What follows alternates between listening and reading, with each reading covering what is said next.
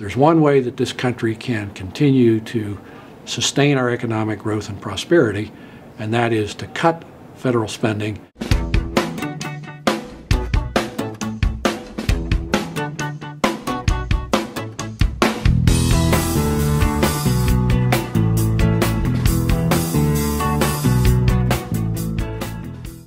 Welcome to Free Colorado News. I'm Ari Armstrong. In this episode, I interview Barry Poulson, professor of economics at the University of Colorado in Boulder, and a senior fellow with the Independence Institute in Golden. If you've looked at the Congressional Budget Office projections of where the country's going, it's not a pretty picture. And the reason is that if we look at the current entitlements programs, especially the healthcare programs, essentially they're going to grow much more rapidly than GDP and much more rapidly than personal incomes.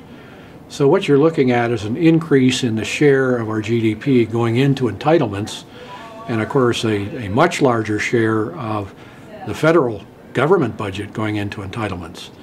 And within a couple of decades, essentially, we start looking like a European country, a welfare state, with these programs. And what the Congressional Budget Office projects is that this will bring economic stagnation.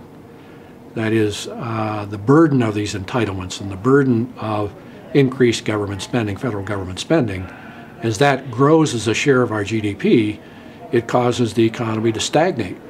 And it really doesn't matter how the federal government tries to finance this, whether they try to raise taxes or whether they try to borrow or whether they try to simply print money, it results in economic stagnation.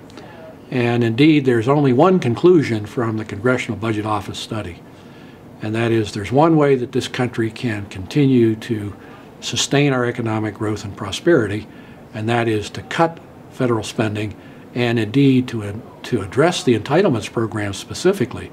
We have to reform those programs and begin to get some control over spending for entitlements if we're going to sustain our prosperity. Check out my book about Harry Potter's heroic fight for values at valuesofharrypotter.com.